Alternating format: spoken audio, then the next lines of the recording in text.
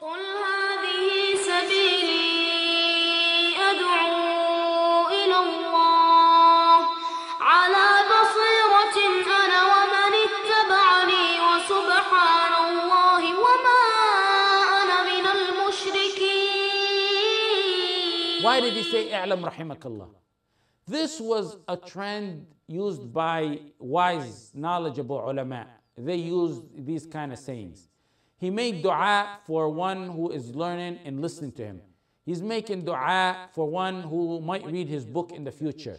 This is a big lesson that one who conveys the message must be merciful and compassionate to those who he conveys his message to. He must show those he is teaching that he wants guidance for them. Sometimes they think you don't want guidance for them. You got to show them that you're trying to take them from darkness to a bright life. A da'iyah opens the hearts with a smile. That's the key to a heart. With a nice compliment. Could be a nice compliment, a word, or putting your hand on his back. Some act as today as if it's awrah to show your teeth. They think that it's awrah to show your teeth. That's the reality. Don't laugh. Some people are like that. Dawah is wisdom and being gentle and kind. You need the keys. You can't enter without rahmah to people. Allah tells His Prophet, and He's the Prophet Muhammad sallallahu alaihi wasallam. If you, Muhammad, were harsh and hard-hearted, they would have dispersed and left you. That's the Prophet Muhammad sallallahu alaihi wasallam. So imagine anyone other than him. وَلَوْ كُنْتَ فَضًّا غَلِيظَ الْقَلْبِ لَانْفَضُّوا مِنْ حَوْلِكَ. A da'iyah must be like Allah said about the Prophet Muhammad sallallahu alaihi wasallam. لقد جاءكم رسول من أنفسكم عزيز عليه ما عنتم حريص عليكم بالمؤمنين رؤوف رحيم. Man who's merciful with you, who's compassionate with you, who's worried about you, who's concerned for you, who's eager to give you the best. Here the author is speaking to people at a time when people were deep in their ignorance and their bid'ah and their shirk, and the worshiping of the graves was widespread and common, and it's exceptional to be on the right path. A knowledgeable is wise and knows the truth is somewhat tough. The truth is tough sometimes. It's hard to absorb it, especially when their parents and great-grandparents have been raised on it. It's hard to absorb the truth. The truth is difficult in itself.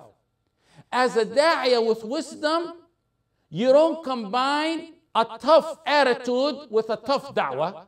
You want two toughnesses? At least work with the tough da'wah itself. Don't add to it your attitude.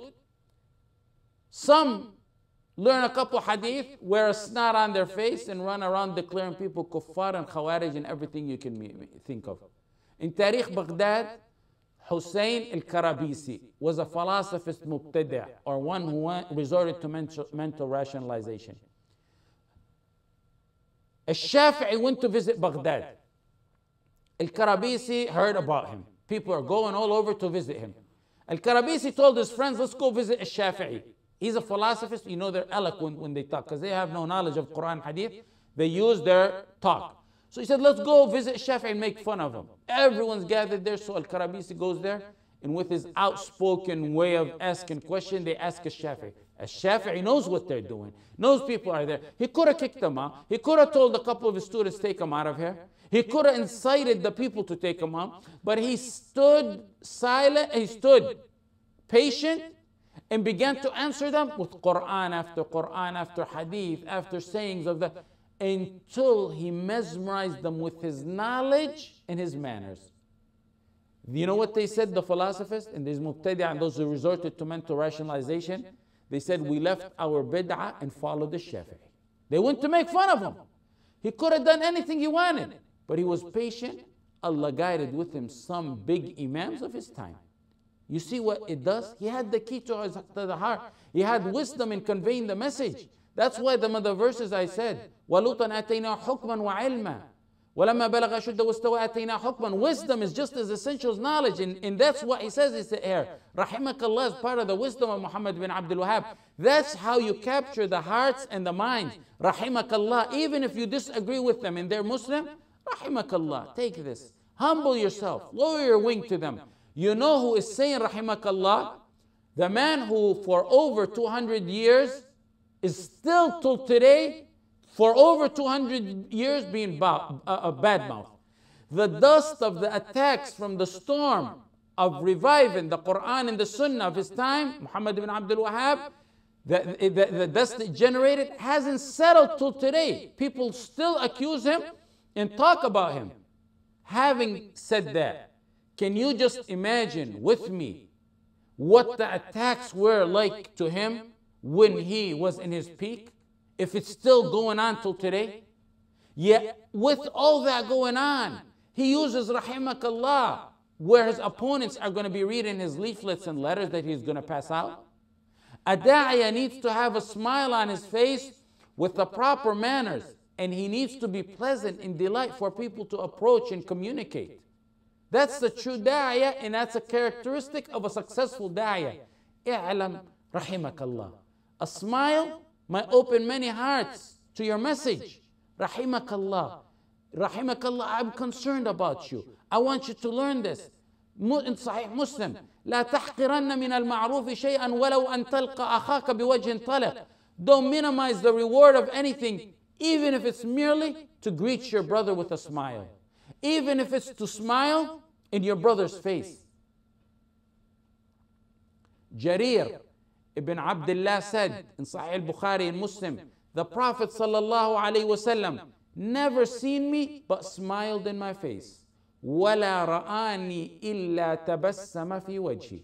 This was the Prophet who we were ordered to follow, whether he smiles to us or frowns at us, whether he conveys this message soft-toned or harsh-toned. No one is ordered to follow me and you.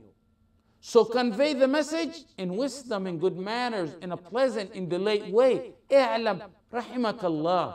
Abdullah ibn al-Harith said in a hadith in Sunan Tirmidhi, ما رأيت أحدا أكثر تبسما من رسول الله صلى الله عليه وسلم.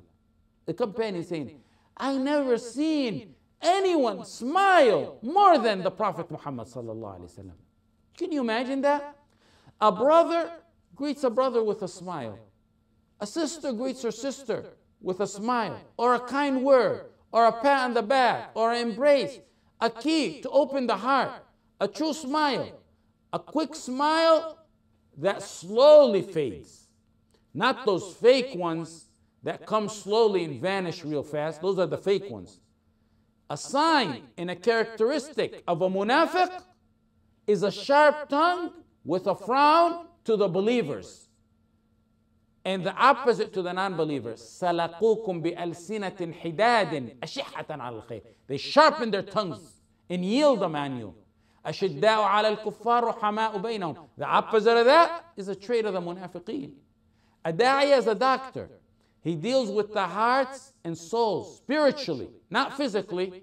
You don't open the heart and play around with it, the physical muscle itself. You deal with them spiritually. So you have to know how to properly open them. You have to find the key to convey the message. Like I said, it's a harsh da'wah in itself. Don't combine to it your harshness. People are humans. Sometimes you need to praise them to win their hearts. نعم الرجل Abdullah. The Prophet ﷺ was teaching Abdullah something. When he taught Mu'adh ibn Jabal, اللهم أعني على ذكرك وشكرك وحسن عبادتك. The one we say after Salah. Do you think the Prophet ﷺ just came to Mu'adh and said, you say this after Salah? He took Mu'adh. He said, إني أحبك يا معاذ. I love you, Mu'adh. Can you imagine how his heart is? فلا تدعن أن تقول دبر كل صلاة اللهم إني على ذكرك وشكرك وحسن عبادتك. The Prophet commands Ibn Umar, then corrects him to pray the night prayer. The Prophet ﷺ praises and then encourages.